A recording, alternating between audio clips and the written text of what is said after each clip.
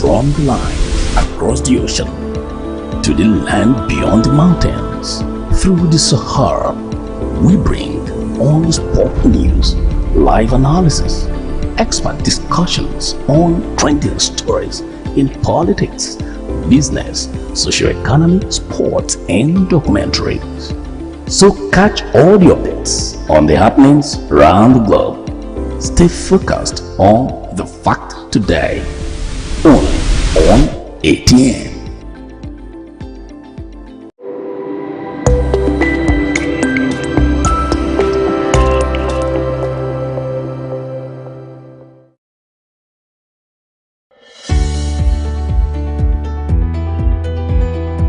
People into the country illegally. That is amazing. Honorable you human on the point of order.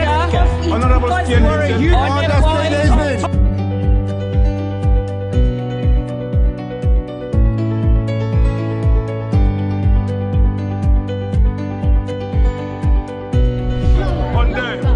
they are not picking our calls. They made up their minds. So no agreement with the EU, but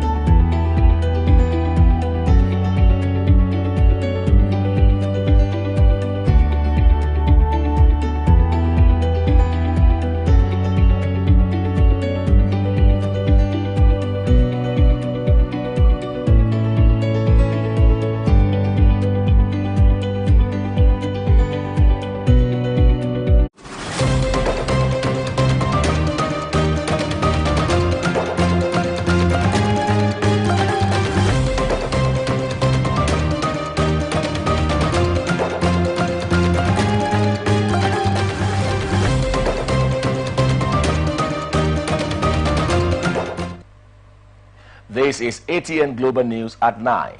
First, the headlines. Rivers Police Intelligence confirms Tubaba's death. PDP set February 22nd for Edo primary. President Tinubu arrives Abuja from AU summit. Cement price to drop to 7,000 naira. Navani's wife blames Putin over husband's death. Burna Boy headline spilled. Gate festival in Bahamas. Mbappe to become Real Madrid highest paid player.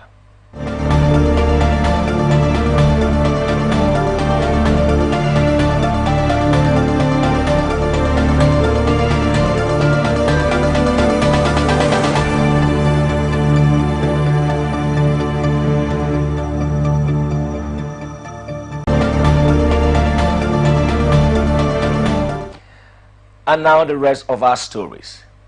In response to the heinous murder of SP Bako Agbashim, the courageous divisional police officer of Ahoda Division in Ojemude Community, Ahoda West Local Government Area of Rivers State, the law enforcement agencies, including the police, military, and relevant stakeholders, have been unwavering in their commitment to apprehending the culprit and ensuring justice to served.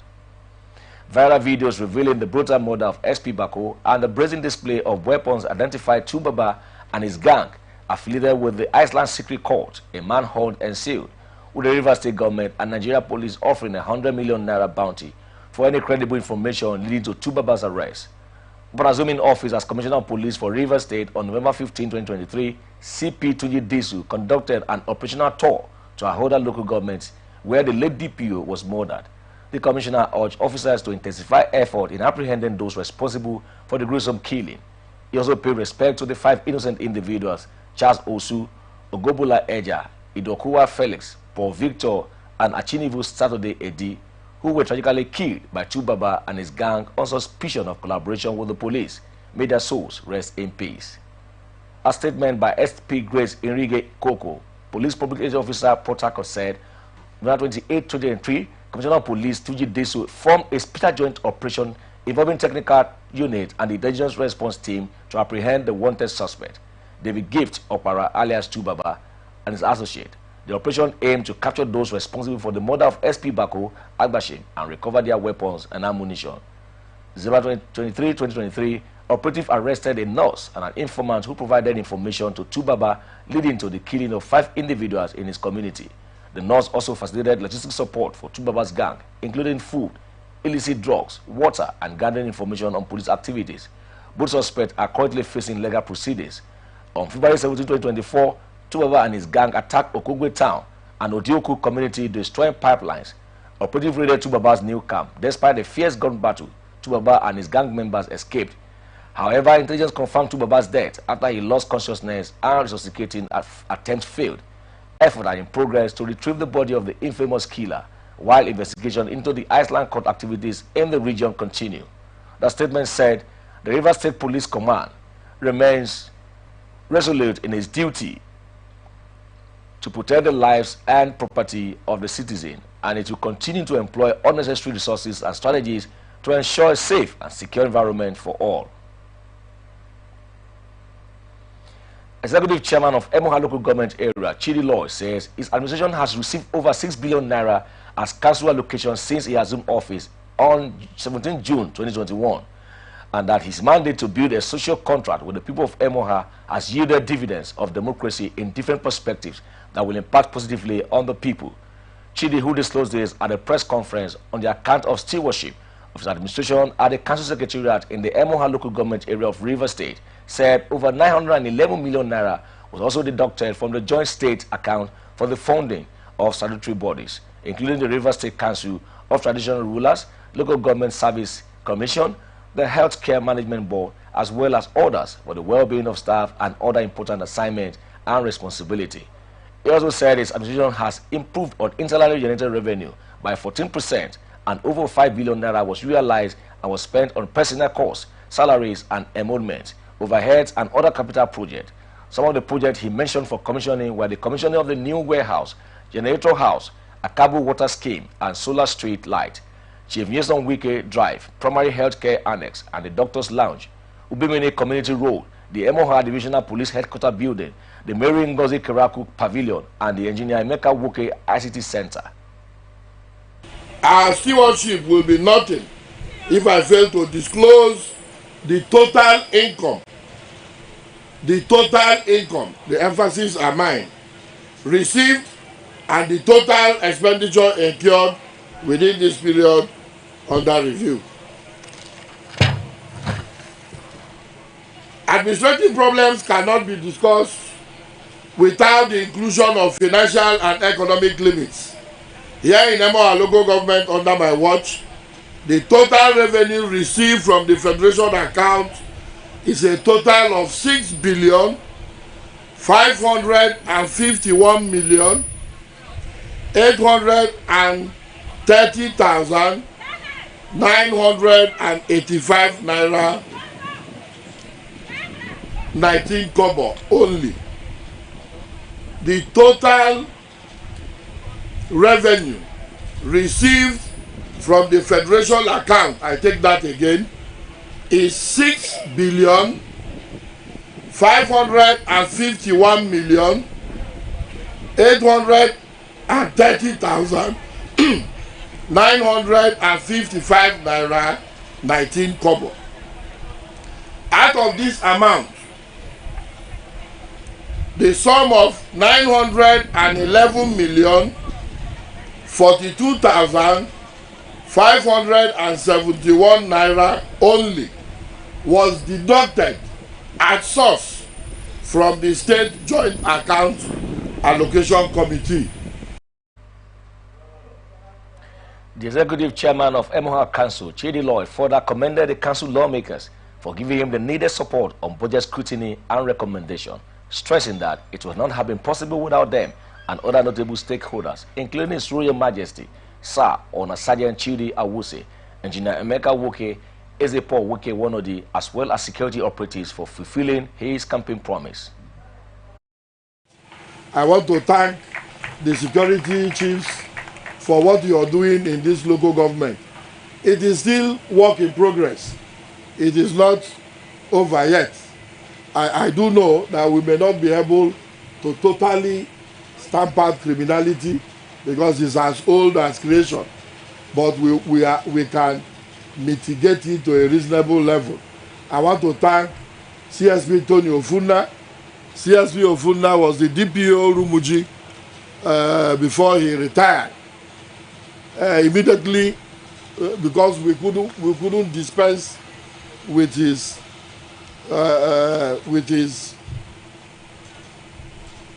with his style and all of the efforts he has put in ensuring that this local government is safe, we had to retain him and appoint him as the chief security, as the special advisor on security to the chairman. We have also enjoyed tremendous peace. From Rumuji to Ebeda, all the nooks and crannies of the local government is now very peaceful. In the area of power, I have been called all kinds of names. I have been abused. I have been vilified by some wannabes in the local government who do not seek knowledge. Even those who stole goats in their various communities, Sidin, they all abused Chidi Lloyd because I have brought myself to be abused. Only God knows the effort I have put that in ensuring that we restore power in the local government. Unfortunately, it is not within my purview to do so. But we have spent a whopping 24.1 million. And before I spent that money, I gathered all of you and told you what we were doing with the PHED, the Port Harcourt Electricity Distribution Company. And of course, because of corruption, they have not been able to restore power, contrary to the memorandum that was signed between it and the council. That power was going to be restored the Yuletide of 2022. Now, here we are, more than a year. They have not been able to keep their own part of the bargain, which made the council go to court. We are currently in court asking for general damages. We are before Justice Seka Aprioko. So I don't know where all the hate is coming from.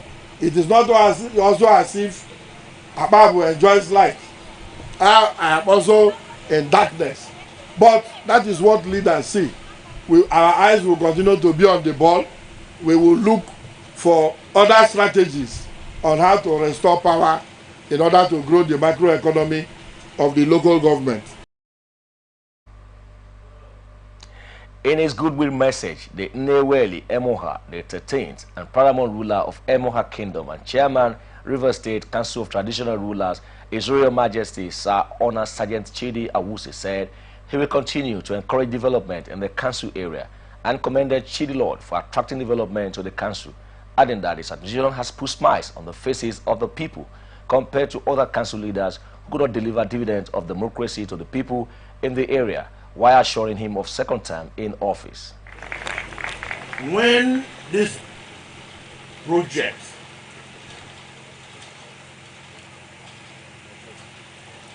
started, we were all here. I was all over the whole place.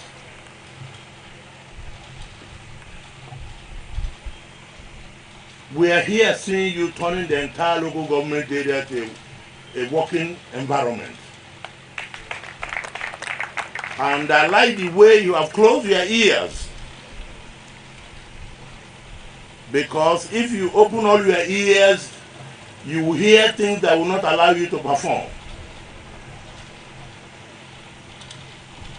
To give an account of stewardship is a voluntary event. That you have agreed voluntarily to do it means you are doing the right thing. You mentioned a few things that I'm very familiar with today by virtue of the position I am in government. I listened very carefully. The way you itemize them and the percentages that are involved, speaking the language that I think I understand very well as an accountant. Mr. Chairman, I think you have done very well. You've done very well. You know, I listened very carefully in issues where you pick out and make them prominent. One of those issues is the issue of this outreach, which will happen here in December. I was here too. I discussed with them when I was in America, when I was in New York. I discussed those leadership that came, and they kept to their words. We participated too. I also see you as somebody who can go outside the normal in order to do things possible. Because that outreach was one of the best programs that this local government can enjoy. So I thank you immensely.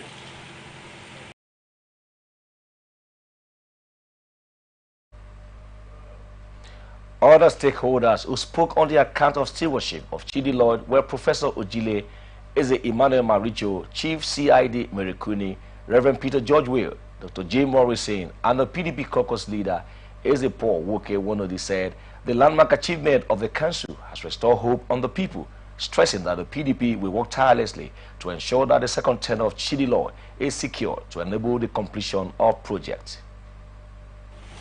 I think that His Royal Majesty has said all that needed to be said. The essence of government anywhere is the welfare and security of the people. And in a democracy, we surrender our powers, rights, and responsibilities and give to the people in government. And it is required, even if it's not expressly compulsory, that from time to time they should come and give stewardship of what they have done with the rights, the powers they have given them, the resources of the people that they are looking after. Our chairman has just demonstrated that without being prodded by anybody, he's willingly coming, he's willingly doing that to give us an account of his stewardship. And for me personally, this is the second time I'm witnessing it. I think it's I won't say have said it all. Our Professor Ojile also supported it. The day to flag up the campaign of my son, Chidi Lloyd, they asked me to speak. I said, what will I speak? What will I advise Chidi Lloyd? Because the man tested and he proved that he's a grassroots man. The man that can speak all languages of Ikwere. That means he has gone around the whole Ikwere and he knows the problem of all his people. I was a South councillor here in Nemo, our local government, during the time of Owelebo. I can talk about this council. I've been to ask every month. The then chairman will go and take allocation, and you will see the council remain the same. I am here to thank all of you for coming and to give a little speech on the goodwill. Because others have said enough about the goodwill of today, basing it on the chairman who brought all of us here. Thanking God too, who provided him for us. I won't dwell much on that. The security people here, I greet all of you. Thank you very much. All my people, they are all there. I want to say, starting from Sergeant Awuse, Ezocha Lemoha, Efeku, Ojule, Prof, the party acting chairman, and the rest who spoke, particularly the man who finished now, our latest chairman of party before the new one now. Everybody has spoken what I should say about Chidi Lloyd. But I only want to remind all of you one thing.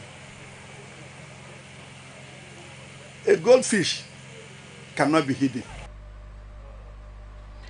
The official commissioning of the project put in place by the Executive Chairman Chidi Loy begins tomorrow, 28 February 2024, at the Council Secretariat in Eboha.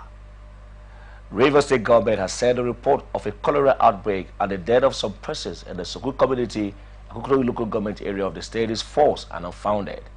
The government named one individual as an organization conducting or planning to carry out any health program without the knowledge of the State Ministry of Health, that such activities will be investigated, appropriate actions will be taken.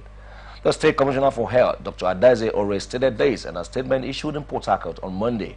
The State Representative of the Management Board of Niger Delta Development Commission, Chief Tony Okocha, on Sunday disclosed that the Commission was deploying drugs and food items to the Sokul community following the outbreak of cholera there to prevent the disease from spreading. But the Commissioner said an ongoing health outreach in the area, making a veiled reference to the NDDC intervention, had no link with why making a veiled reference to the NDDC intervention said it had no link with the outbreak of cholera. Dr. Ore further stated in a team of public health officials sent to the area to investigate the alleged incident and death have not confirmed any such information and urged members of the public to disregard the report. Minister of the Federal Capital Territory, Nyesom Wike, says his political camp would defeat any opposition in 2027 elections. FCT minister claimed that the leadership of the All Progressive Congress and the People's Democratic Party united in Rivers State ahead of the next general elections. The Minister of the Federal Capital Territory, Nyesom Wike, expressed confidence that his political camp would defeat any opposition in the coming election. The former Rivers State governor, who has been in the face-off with his successor, Siminalayi Fubara, said that days during a Thanksgiving service by the federal lawmaker, Senator Bainada Mpigi in Koroma, Thai local government area of the state. Reacting on the open conversation, a former councillor, Churchill Kachiwali, stated that the APC and the PDP had reconciled in Rivers State. Whether it was direct or indirect, he gave him a line victory in Rivers State. And after then, he left to Abuja as a minister of the FCT. He finally reconciled the issue about the two political parties in Abuja and created a platform where there is a caretaker. And by the grace of God today, there is no more issue because the Supreme Court has ruled the matter. And I believe too well that even the former APC chairman has reconciled back to work with Wike.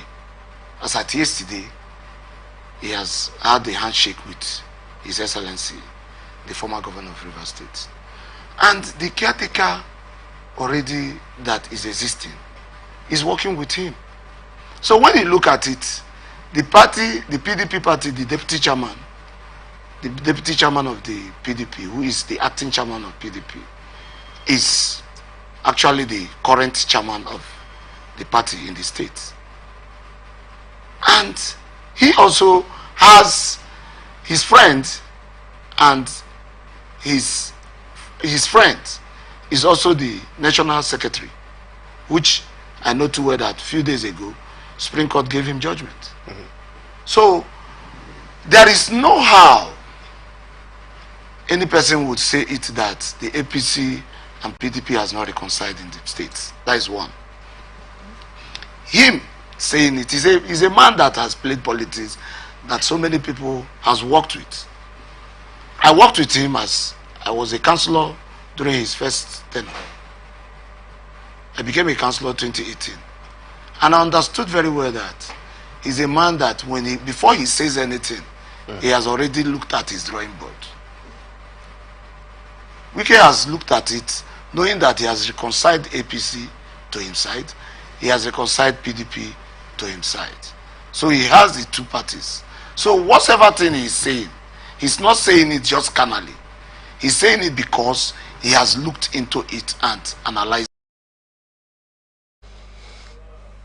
Federal High Court Abuja on Monday adjourned the suit seeking the disqualification of Governor Doye Jiri of Bayelsa and his deputy Lawrence Egburojapo until March 18th for hearing. The suit, which was listed on number 14 on the court list, could not go on due to the volume of work before Justice Emeka Nwite. The court therefore fixed March 18th for the hearing. Justice Nwite had on November 30, 2023 fixed today for the hearing after the suit was stalled, less than 9 days to the November 11 Bayelsa governorship election. A fresh suit seeking jury and Ewujapo disqualification commenced before Justice Nwite. The judge had on November 3rd granted the ex parte motion moved by plaintiff counsel Ifeanyi Nwosu, seeking a leave to serve jury and Ewujapo at the government house in Bayelsa through courier service. The suit filed by a Bayelsan woman, Blessing Clement Azimbanuga, through her lawyer Nwosu, listed jury, Ewujapo, PDP, and Independent National Electoral Commission as first to fourth defendant respectively. The suit sought an order to mandatory injunction directing INEC to remove the names of jury and Ewujapo as PDP's candidate in the November 11 poll. It also sought an order of perpetual injunction restraining INEC, its agent, privies, or whoever called from further publishing their names as standard bearers of the party in the forthcoming election in Bayelsa. It further sought a declaration that Ewujapo was not qualified to run as deputy governor under the PDP. Azinagbaye, in the originating summons dated October 26 and filed on October 30, sought a declaration that Ewujapo was also not qualified to be a running mate with Jerry. She therefore urged the court to declare that the PDP had no candidate in the poll. Akwa Ibom State Governor Pastor Umo Eno has urged the people to be patient with him while he takes measures to reduce the price of staple foods in the state. A statement issued by Chief Press Secretary Ekereto Udo on Monday said the governor appealed while fielding questions from government house correspondent in Uyo in respect of a bill for the establishment of the State Bulk Purchasing Agency, which is currently on the floor of the Akwa Ibom State House of Assembly. The statement noted that the bill is meant to ensure that the price of staple food items is within the reach of the people. Nigerian Navy in Ibaka, Akwa Ibom State says its operative arrested 6 suspects conveying 6,790 liters of illegal premium motor spirit to the Republic of Cameroon. Commanding Officer Forward Operating Base, FOB, Ibaka, Captain Uche Aneke, who disclosed this on Monday while handing over the suspect and the seized products to the Nigerian Security and Civil Defense Corps in Akwa Ibom State. He said the base achieved the feat following intelligence report. He said the base, under the leadership of Chief of Naval Staff, Vice Admiral Emmanuel Ogala, will maintain zero tolerance to maritime crimes in Akwa Ibom. Receiving the 6 suspects, the wooden boat, and the 6,709 liters of PMS on behalf of NSCDC, Akwa Ibom State Command, Superintendent of Corps, Mr. Michael Asibo, head of anti-violence unit, said the corps will carry out further investigation and prosecution. The youth of the All Progressive Congress in Edo State, led by leader Tony Kabaka, on Monday protested over alleged disloyal activities of Jared Tenebe-led State Working Committee of the party. Protesting youth also called for the dissolution of this SWC of APC in Edo in order to give peace a chance and move the party forward. Edo APC youth also hailed Imo State Governor Hope Uzodinma, the chairman of Edo Governorship Direct Primary Election Committee, on Saturday's declaration of the representative of Ovia constituency in the House of Representatives, Dennis Idahosa, standard bearer of APC in Edo, for September 21st poll. National Working Committee of the People's Democratic Party has approved the delegate list for the Edo State Governorship Election Primary to nominate a candidate for the September 21st, 2024 election in the state. It was contained in a statement signed by the National Secretary of the PDP, Debo Ologunagba, in Abuja on Monday. He said the NWC has also approved the conduct of the Edo State Governorship Election Primary for Thursday, February 22nd, 2024 at the lawn tennis court of the Samuel Ogbunija Stadium, Benin City. The NWC charges all delegates, aspirant leaders, critical stakeholders, members of the party, and the public to note the official date and venue and be guided accordingly. The INEC President Commissioner of Edo State, Anugbum Onoha, has warned aspirant and political parties to stop campaigning for the governorship election with immediate effect or face sanction. The rep who said this on Monday in Benin said the commission was yet to lift the suspension of the campaign, adding that parties and candidates were expected to begin campaigning on April 24th. He said political parties were not expected to campaign publicly for the primary election as it is an internal affair of the party. He said the parties was not in line with the INEC timetable, urging them to put a stop to it. He urged all political parties and aspirants to pull down billboards, signposts, as well as adverts on television and newspapers. He said the role of INEC in the primary election was to monitor and supervise proceedings and are not expected to announce results, as primaries are mainly an internal affair of the parties. Onoha said his duty was to do a report and send to the headquarters of the commission. Burial of late legal luminary and chairman of the Patriot, Professor Ben Wabweze, will begin on February 22nd in Lagos and end on February 29th at Atani in Anambra State. According to Chief Emeka Anyaku-led National Committee, Professor Wabuzi's final passage will begin with a bilateral court session at the State High Court premises in Ikeja, Lagos at 2 p.m. on February 22nd. In a statement by Secretary Comrade Olawale Okunoye, the Burial Committee listed other activities as follows: Day of Tribute at Harbour Point Event Center, Amadu Bello Way, Victoria Island, Lagos at 2 p.m. on February 23rd. Family private burial ceremony in Atani, Anambra State on February 29th. National Tribute and Celebration of Life in Atani, Anambra State at 12 noon, March 1st. National Colloquium and Dialogue of Nigerian Institute of International Affairs, NIA, Lagos at 11 a.m. March 18th. The Lagos State Environmental Sanitation Corps has evicted miscreants and beggars occupying pedestrian bridges in the Oshodi area of the state. The State Commissioner for Environment and Water Resources, Tokumbo Wahab, disclosed this on his X handle on Monday. Wahab stated that the officials dislodged miscreants squatting inside the pedestrian bridges to make the facilities safe for pedestrians. The state government had also urged residents to make use of pedestrian bridges and ordered the prosecution of pedestrians crossing the highways. Chairman of the Committee on Media and Public Affairs in the 7th Ekiti House of Assembly, Babatunde Oke, has assured that the legislators are committed to keeping the state working towards shared prosperity. He said this on Monday in Ado-Ekiti at the media briefing ahead of a one-day retreat for members of the State House of Assembly in partnership with Cavista Holdings. The Assembly spokesman, who disclosed that the theme of the event is enhancing socio-economic development of Ekiti State through the private sector and foreign direct investment. The role of the legislature noted that it will foster socio-economic development in the state. According to him, legislator under the leadership of Adeoye Aribasoye will continue to work in synergy with the other arms of government and various stakeholders through responsible and responsive legislation. Ondo State Governor Lucky Aiyedatiwa says his government will soon constitute transition committees for the 18 local government areas and 33 local council development areas ahead of the coming local government elections in the state. Chief Press Secretary to the Governor, Ebenezer Adeniyo, in a statement on Monday said that he will disclose this during a meeting with the former members of the caretaker committees of the LGAs and LCDAs at the Governor's office in Akure. He stated that the Governor also disclosed that his administration does not have plans to abolish the recently created local council development areas in the state. According to the Governor, the creation of the LCDAs is one of the legacies of the late former Governor, Oluwarotimi Akeredolu, which must be preserved. He told his 255 former appointees that the case instituted in court by the opposition party, subsequent court injunction, had prevented the inauguration as of office. The Governor said efforts were being intensified to resolve the court case through a political solution which has been granted by the court. He added that once the case is finally withdrawn from the court, all the errors made in the commission of the list of the appointees will be corrected and transition committees will be inaugurated. The Governor urged the former appointees to demonstrate more commitment to the party within their respective local government areas. Hundreds on Monday staged a peaceful protest in Ibadan, the Oyo State capital, over economic hardship across the nation. They urged President Bola Tinubu to address insecurity, hunger, rising cost of living in the country. The protesters, who are mostly youth, said they were fed up with the current situation, demanding solutions from the government. They held placards with various inscriptions such as Tinubu must address insecurity, hunger is killing us and we are fed up, among others. The protesters also expressed concerns about the high cost of living, which they say is making it difficult to afford basic necessities. They said food prices have also skyrocketed, making it difficult for many Nigerians to feed their families. The protesters hope their demonstration will draw the attention of Tinubu and the government to these pressing issues. They also call on the government to do more to alleviate the suffering of the people and to improve the country's economy. Residents of Uchupo in Benue on Monday took to the streets to protest the high cost of tuition fees and deny appointment and employment to the indigenes at the Federal University Health Science Uchupo in Benue State.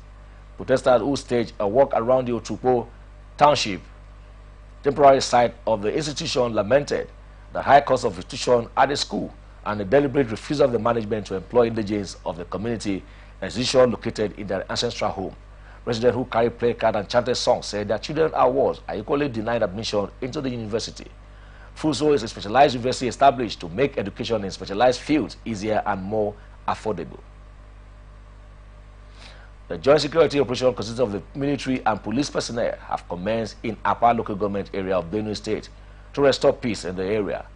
Communities in Apa local government had come under heavy attacks from killer herders, with several persons killed and villages sacked. Security operatives were deployed on Sunday as a swift intervention by the Benue State Governor, Hassan Aliya, to end the killings by the invaders in Apa local government area. During the operation, the security operative left no stone unturned as they combed every nook of the area, searching for the headers that earlier taken over major part of the community. Commanders of Operation Weststroke OWS, which is General Sunday Igibuni, General Rabiu, and Lieutenant Colonel Bagon, Lieutenant Colonel Kefas, and Captain K. Obona coordinated the development of troops to restore peace to the area. It was gathered from military sources in Makurdi that the operation became necessary to check the attacks on communities in Benue State, particularly by armed herders. Report also said the coordinated effort of the police, the Chukwu area commander, DPOs, and agro rangers were instrumental in bringing stability to the area. Ebonyi state government has recruited 2,600 youths as forest guards to support the fight against insecurity in the state. The State Commissioner for Information and Orientation, Jude Okpo, disclosed this in an interview with newsman Bakaleke on Monday. He said those recruited will serve under the Nigerian Hunters and Forest Security Service, NHFSS. According to the commissioner, the recruitment is in line with President Bola Tinubu's recent meeting with state governors over insecurity. Meanwhile, the state commander of the NFSS, Larry Igwe, welcomed the recruitment, saying it will enhance their capacity to fight criminal elements hibernating in forests. He added in a recent statement that the governor's approval testified to the confidence in ability to curb insecurity by complementing the effort of police, army, and other sister agencies. The police command in Bauchi State said it has arrested 2 suspects over the alleged theft of 9 cell phones in Bauchi Metropolis. The command also arrested 1 other suspect for allegedly slashing a motorcycle in Bauchi Metropolis. This is contained in a statement by the spokesman of the command, SP Ahmed Wakil, in Bauchi. He said operatives of the command arrested the suspect, names withheld, behind Tafawa Balewa Stadium in a possession of phones stolen from different locations in Gombe. The police, he said, recovered parcels of marijuana and 78,000 naira was offered as bribe to compromise the investigation. Wakil said operative of the command also arrested a suspect, name withheld, for allegedly stabbing a commercial motorcycle operator on Ningi Banachi Road. The spokesman said the Commissioner of Police, Awar Musa, directed a discreet investigation of the case, adding that the suspect will soon be charged to court. Niger State Governor Mohammed Umaru Bago has charged the 5 newly sworn-in permanent secretaries to discharge their duties to the good of humanity and in conformity with laid-down guidelines. The governor gave the charge during the swearing conducted during the weekly State Executive Council meeting at the Council Chamber of Government House in Minna. He also tasked the new permanent secretaries to justify the trust and confidence reposed in them while praying for their success. He then directed the head of service to forward their deployment letters immediately for approval. Their oath of office and allegiance was administered by the Chief Magistrate Court 1, Umar Mohammed. Speaking to newsmen, permanent secretaries expressed delight with the elevation and pledged to give their best in serving the state. They are Dr. Baba Uthman Alhaji from Angalo Local Government, Umar Danlami Rijal Local Government, Rahila Iliya Mariga Local Government, James Tedengi Bake Edati Local Government, and Salisu Mohammed Alfa from Lavun Local Government. The Federal High Court 2, Minna, on Monday adjourned a 140 billion naira ground rent suit filed against North-South Power Company Limited and the Mainstream Energy Solutions Limited to March 11th. Report that the suit was instituted by Niger State Internal Revenue Service in January. The state government is asking the court to compel the companies to pay the outstanding ground rent of about 140 billion naira, which accumulated between 2017 and 2022. The rate of summons, the Revenue Service listed Shiroro Hydroelectric Power PLC, North-South Power Company Limited, and Kenji Hydroelectric PLC, Mainstream Energy Solution as defendant. Also listed as defendant were the Federal Ministry of Power and Nigeria Electricity Liability Management Limited. The plaintiff counsel Mohammed Ndayako told the court that the third respondent, Shiroro Hydroelectric Power PLC, was not in court despite being served the court processes. He also said the first defendant, the Federal Ministry of Power, did not file any process, including the memorandum of appearance, even though its counsel was in court, adding that the counsel to the fourth respondent filed its responses out of time. Similarly, counsel to the Mainstream Energy Solutions Limited, Lemu Aliyu, told the court that the third respondent, Kenji Hydroelectric PLC, was served with the processes as confirmed by the court registry. The judge, Justice Abdullahi Dan Ige, adjourned the case to March 11, 2024 for that further mention to enable all parties in the matters to file and exchange court premises. The EFCC is squeezing the former governor of Kwara State, Abdul Fatai Ahmed, over shady transactions running into billions of naira while he was in office. The former governor was seen arriving at the Lorry office of the EFCC on Monday. The anti-graft agency invited him and is currently answering questions relating how his administration spent the funds. Ahmed was governor of Kwara State between May 2011 and May 2019, before handing over to the incumbent governor, Abdulrahman Abdulaziz Ahmed. Ahmed was once integrated in May 2021 by a crack team of operatives at the EFCC headquarters in the Jabi area of Abuja, nation's capital, in connection with the alleged diversion of funds to the tune of about 9 billion naira from the coffers of the Kwara State government.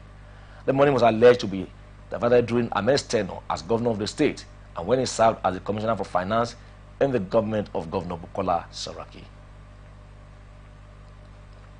Speaker of the Kano State House of Assembly, Ismail Fagore, on Monday administered the oath of office to the two new members. The members Mohammed Butu, NNPP, Rumin Gado Tufa, and Zachary Ishaq, NNPP, Kura Garumalam, won the February 3rd run elections in their respective constituency. While performing the swearing-in during plenary, the Speaker urged the new lawmakers to work for the development of their constituency and the state in general. INEC had earlier issued a certificate of return to the two members of the new Nigerian People's Party who defeated their opponent from the All Progressive Congress. The Speaker also swore in Mohammed Butu, NNPP Rim Gado, as the Deputy Speaker, the position he had held before the annulment of his election.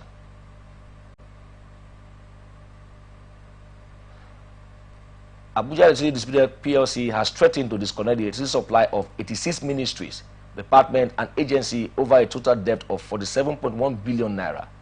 Some of the MDAs include the Ministry of Finance, Information, Budget, Works and Housing, Barracks, Nigerian Police Force, Presidential Villa, CBN, Governor, Economic and Financial Crimes Commission, Federal Inland Revenue Service, Federal Airport Authority of Nigeria, and state licensing offices in the Federal Capital Territory. In a disconnection notice on Monday, the DISCO gave the MDAs 10 days to comply and defray their debt or risk blackout from February 28, 2024. The notice said relevant MDAs are hereby given notice that the EADC shall, after a period of 10 days from the date of this publication, that is after Wednesday 28 February 2024, embark on the disconnection of all services to them until they discharge their obligations to us by paying their debt. The FCC Police Command has arrested Ulago Chukuma for allegedly orchestrating the abduction of his boss, 12-year-old son, on February 12 in Jabi, Abuja. Chukuma, a domestic worker who served as a chef for the Wako family, was apprehended by officers from the Utako Police Divisional Headquarters. FCC Police Command had previously announced the arrest of one of the gang leaders of a kidnapping syndicate, Saidu Abdulkadir, also known as Dahiru Adamu, along with another suspect, on February 14, 2024. Speaking on ATN Society Watch, Public Affairs Analyst Obarido Thompson Okochi stated that no matter how bad the economy of Nigeria is, it is terrible for one to betray the trust granted to him by his employer. It's whether the hardship in the country. I mean, if hardship makes him to steal probably a pot of soup, one can understand, even if one will not support that. But kidnapping and then collecting 3.9 million, that's just pure criminality. And then abusing the office, the trust, betraying the trust that was reposing. Because as a chef, he's the one that cooks. So, and it means that if he poisons the food, everybody will die. It's a matter of trust, and he has betrayed the trust. So now that he has been apprehended, he may say it's the devil, but he has to go, both him and the devil will go to. Speaking further, he advised Nigerians to be vigilant and careful about who they trust and bring into their homes. They may have to up their game when it comes to their intuition. Let's keep praying that God will give us discernment, because before somebody reaches this height, that's my belief. This one now, I'm selling my personal opinion, and I can be queried for my personal opinion.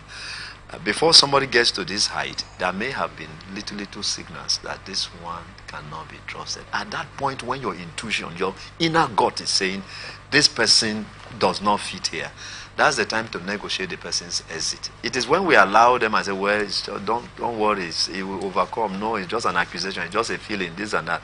And then the devil inside him, the little python becomes a dragon. Because my belief is that before he got to this height of kidnapping his boss's son and collecting up to 3.9 million naira, he must have been doing certain things that will give a signal that this young man has issues. But if we overlook, then the little scorpion in him turns to be. FCT Minister Iyeson Wike has issued an ultimatum to owners of illegal structures at the Abuja Technology Village to relocate or face the full wrath of the law. The minister made this known on Monday while inspecting the site in Pakiasa, Abuja, alongside the Minister of Science and Technology, Uche Nnaji. According to the FCT minister, the federal government made a settlement to the illegal occupant in 2015 and told them to relocate. However, the houses kept on multiplying, hence the need to take drastic action to further drive the message of the government. The Minister of Science and Technology explained that the Abuja Technology Village is very valuable in housing. Emerging technologies of the federal government is looking to adopt, hence, it necessary to mark the territory to attract investors and further achieve its goals. You're watching the global news on Atlantic Television Network. We'll be back after this break.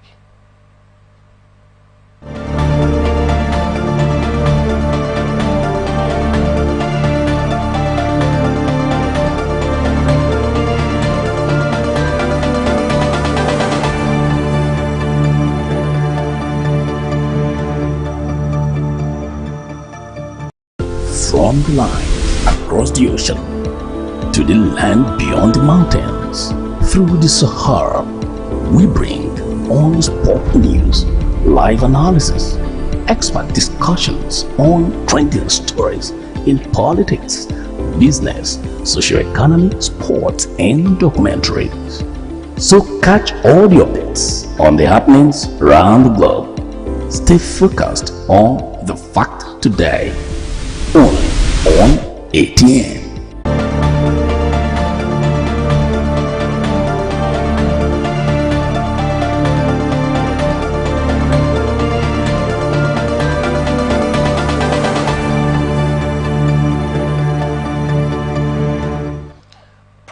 Welcome back. President Bola Tinubu has arrived back in Abuja from the African Union Summit in Addis Ababa, Ethiopia. Tinubu departed Addis Ababa in the morning on Monday, arrived Abuja around 3:40 p.m. in the afternoon. While in Ethiopia, the Nigerian leader actively participated in the 44th ordinary session of the Executive Council, held bilateral meetings and attended other events on the sidelines on the AU Summit. Tinubu joined other African leaders in high-level meetings on institutional reforms of the African Union, peace and security, specific thematic issues such as climate change, as well as modalities of participation and priorities of the continental body in the G20. The theme of this year's summit is Educate an African Fit for the 21st Century, building resilient education systems for increased access to inclusive, lifelong, quality, and relevant learning in Africa. The president, who was accompanied on the trip by some ministers and other top government officials, spent 3 days in the East African country. Speaker of the House of Representatives, Abbas Tajuddin, on Monday unveiled a policy document on training, retraining, and capacity enhancement of lawmakers and support staff for maximum performance. Titled Parliamentary Development Program for the 10th House of Representatives, National Assembly 2023 to 2027, the document was prepared by the Office of the Speaker in partnership with the United Nations Development Program. The event, presided over by Deputy Speaker of the House of Representatives, Benjamin Kalu, who represented Speaker Abbas, was attended by many local and international partners of the Parliament. Abbas, who represents Zaria Federal Constituency, said the document contained the result of the assessment study conducted by the House with the support of the UNDP and other partners. Chairman, House Committee on Monitoring and Evaluation of the Agenda, Patrick Umor, noted that at the inauguration of the 10th House, Abbas pledged to ensure full and unhindered access to capacity building programs for lawmakers. The Senate President, Godswill Akpabio, said the Bola Tinubu administration inherited an economic mess from former Central Bank Governor Godwin Emefiele, unsure even what charges to bring against him. Speaking at Senator Bainadam Piggy's Thanksgiving service in Rivers State, Akpabio claimed the economic situation led by Emefiele was terrible. Reacting on ATM blowout, a lead counsel, Amalgam Legal, Austin Ungu, alleged that the Senate was aware of the economic mess by the former Central Bank Governor Emefiele, adding that it does not seem to him that any of the charges levied against the CBN former governor is directly related to the breach of the CBN law. It's called framing. When you frame what's the word? The way you look at something is determined by how it is framed. That's the play we have right now. So when we frame that the economic situation in this country resulted from a lot of the problems or policies by the former central bank governor, it's a framing. So what that implies, therefore, is that he took actions. He was not responsible to anybody. His policies were not reviewable, right? So let's look at the Central Bank Act. it makes the governor independent, no doubt about it, right? But the other question you need to ask yourself is, the central bank governor is supposed to run. It has a term of office, and he is approved by the Senate. His appointment is approved by the Senate. So what was the Senate doing after the first 4 years where he was the central bank governor? So we should stop this gaslighting and this framing, right?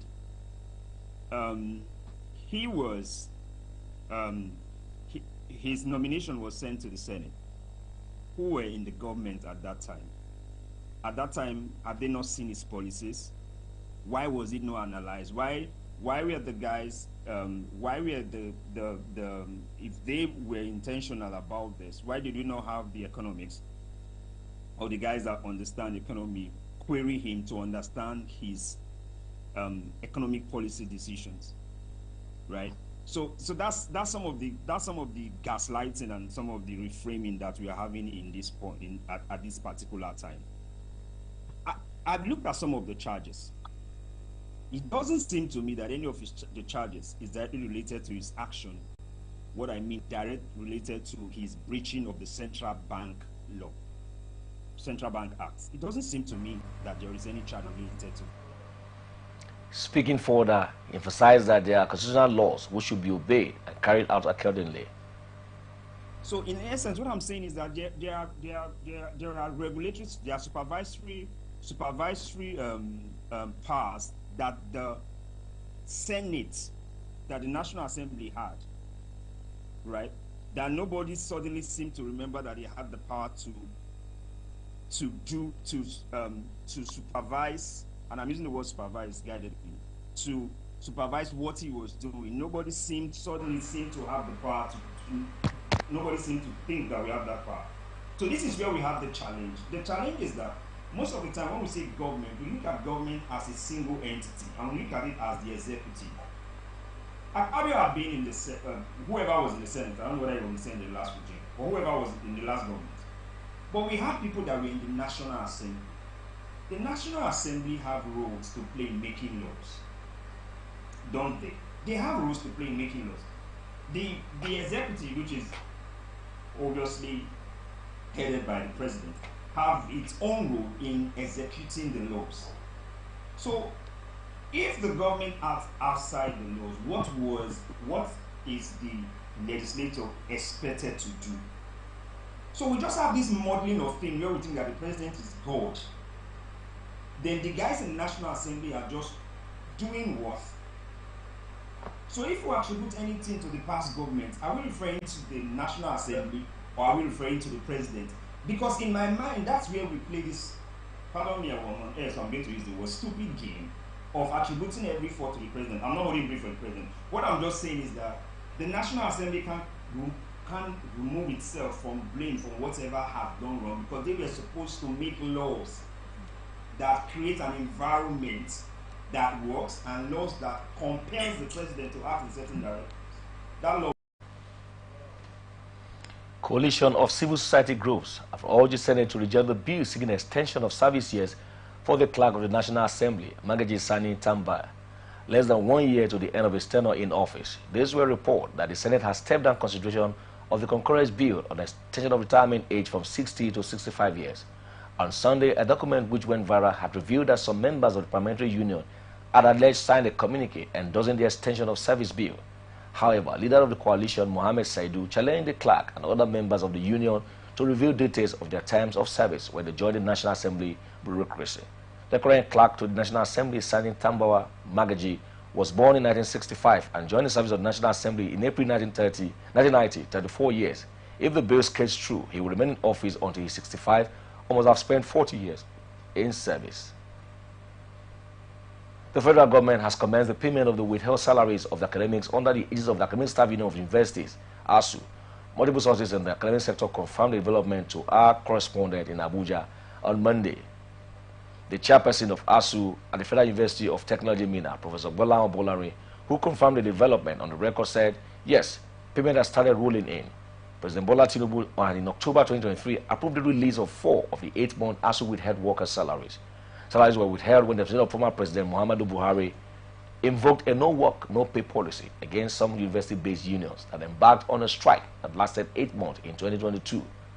The Minister of Education, Tahir Mamman, recently said the government has increased university workers' salaries by 35%. The minister also said that the government has granted autonomy to the universities by removing them from the integrated payment and payroll information system. He added that the university no longer needs a waiver to recruit and fill vacancy. These resolutions were reached through formal consultation with the union based on the tertiary institution.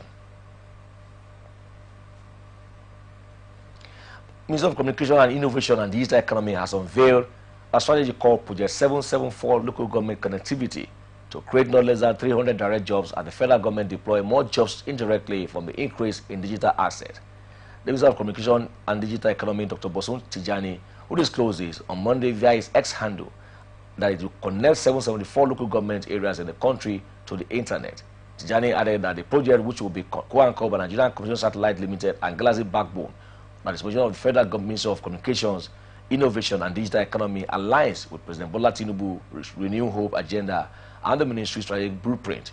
The goal of the project is to foster inclusive development and access to digital public infrastructure in government offices located all over Nigeria, including the most remote areas of the country that may have been previously undeserved or unserved.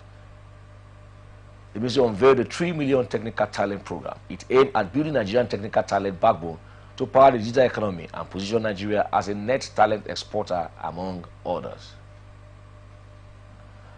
The federal government has reaffirmed the ban on using military camouflage by police, Nigeria Customs Service, Nigerian Immigration, and other paramilitary organizations.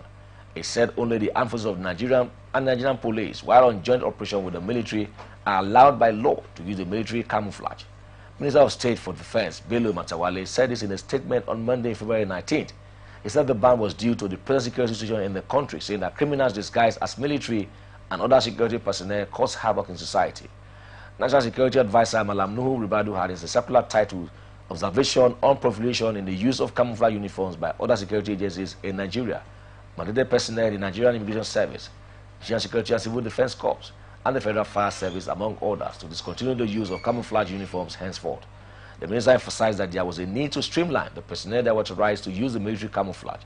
He said the ban was also to bring sanity to the system and also as a way of checkmating criminal activities. And now on business news.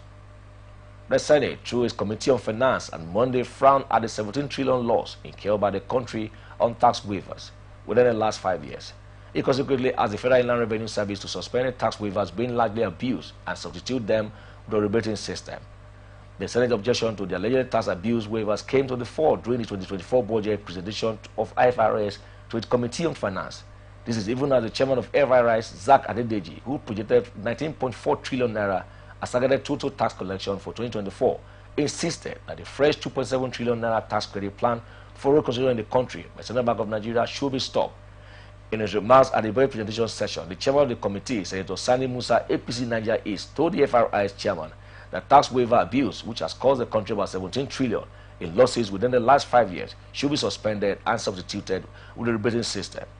In his presentation, the FIRS chairman informed the committee that to save Nigerians from multiple taxation, FIRS, in collaboration with the committee set up by President Bola Tinubu, will reduce the 62 different taxes to 8. Cement manufacturers have agreed to bring down the price of the product to between 7,000 and 8,000 per 50 kg, depending on the location nationwide. During a meeting initiated by the Minister of Works, David Umahi, and attended by his counterpart from the Minister of Industry, Trade and Investment, including Doris Uzoka Anete, in Abuja on Monday, February 19th, efforts were made to identify the underlying reasons for the abrupt increase in the commodity prices.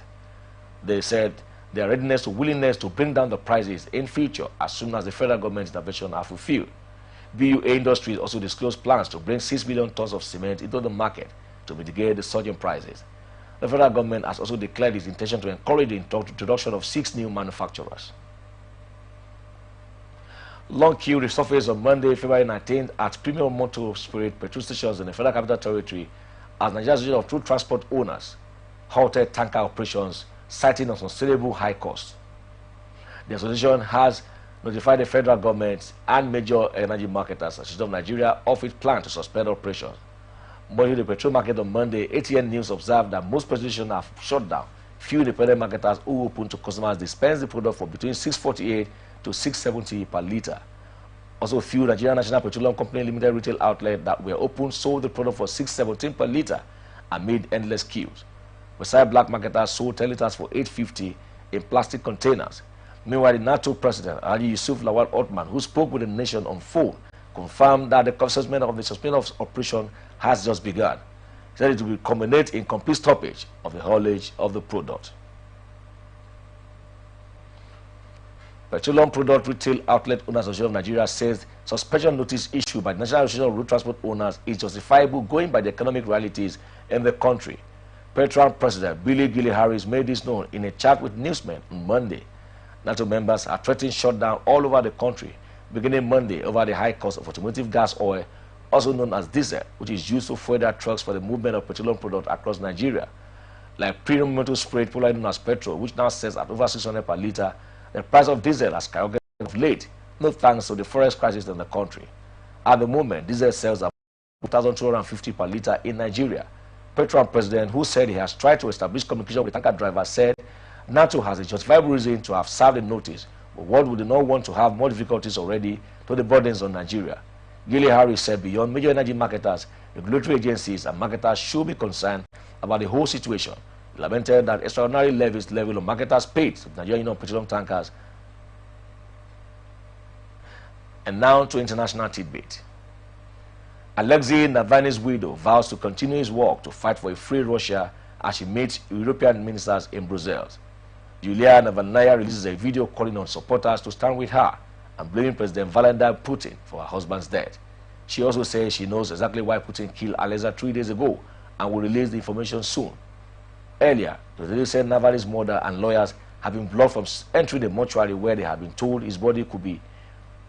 Prison authorities say he suffered sudden death syndrome at a remote Arctic prison on Friday, but his allies believe he was murdered on the orders of President Vladimir Putin. The Kremlin calls this accusation frankly obnoxious and says there are no results yet in the investigation into the death of Navalny, one of Russia's most significant opposition figures, have been in jail on charges widely viewed as politically motivated. Protests and vigils have been held near Russian embassies in many countries, and hundreds of people have been detained in Russia, report says, amid warnings not to rally. European Union on Monday announced a formal investigation into TikTok over alleged breaches of its obligations to protect minors online.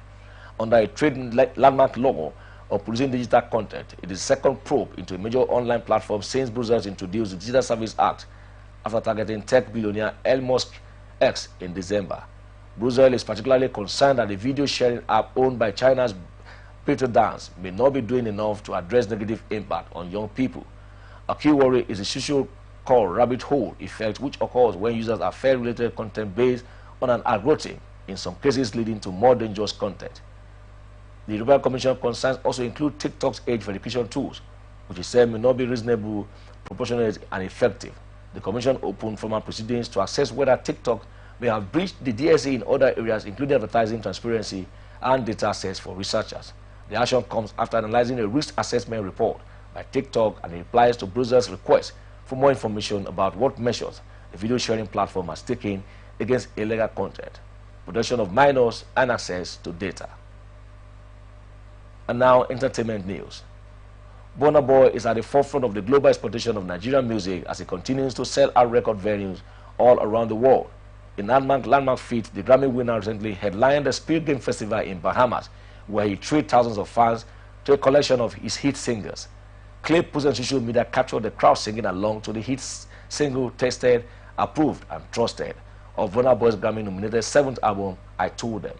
Nicki Minaj also recently teased a remix of the single just days after Burna Boy made history at the 66th Grammy Awards, where he became the first African artist to perform at the main ceremony.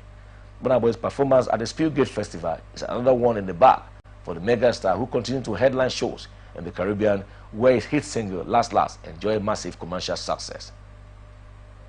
Controversial actor and pastor Yo Edochie has appeared to members of his online church after failing to hold a live broadcast service on Sunday.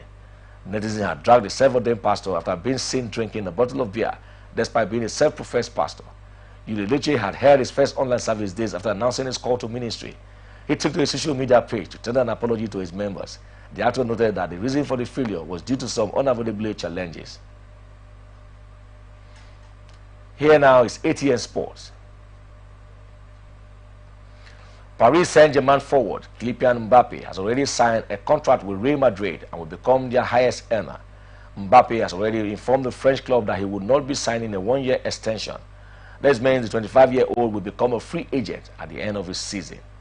It is now understood that Mbappe has already signed a pre-contract agreement with Madrid until 2029. Mbappe has accepted a lower salary compared to what he's currently earning with PSG, as Real President Florentino Perez felt his arrival would not break up the wage structure in the squad. While Mbappe will still be the highest earner at the La Liga giant, his salary will be around a third of his current £62 million a year gross salary. Real Madrid will also pay the player a signing-on fee below £40 million. In exchange, Los Blancos have compromised on image rights, with Mbappe set to earn about 60% of them, which will offset his reduced salary and sign-on fee. Italian coach Gennaro Gattuso is to leave League One side Marseille following their 1-0 defeat at Brest at the weekend. Gattuso said after Sunday's defeat that Marseille, who now have gone 6 games without a win, had hit rock bottom. According to a source close to Monday's talks, the Italian admitted that he's no longer had any solution for reviving Marseille for two. Gattuso's departure is expected to take the form of a mutual parting of ways rather than a sacking, according to the same source. The 46-year-old arrived at Marseille at the end of September to replace Marcelino Garcia Toral, who quit just after 7 competitive games in charge. However, he failed to turn around the fortunes of the team that has failed to win a league game in 2024 and is currently 9th in the table, a long way from qualifying to European competition next season. Apart from a narrow 1-0 win over 5th-tier Telvet in the French Cup, Marseille have not won since hosting Clermont on December 17. They were subsequently knocked out of the cup by Rennes. And that's the global news for tonight. But before we go, another look at the major stories. Rivers Police Intelligence confirms 2 Babas' death. PDP set February 22nd for Edo primary. President Tinubu arrives Abuja from AU summit. We told you cement price to drop to 7,000. Navani wives blames Putin over husband's death. And of course, Burna Boy headline Spirit Games Festival in Bahamas. Mbappe to become Real Madrid highest paid player. I am Treasure Timidare. Thank you for watching. You can follow us on our social media platforms. Twitter, on X at Atlantic TV Net, Facebook and YouTube at Atlantic Television Network, on Instagram, Atlantic TV Network. Remember that peace and unity are the pathways to progress. Have a very good evening.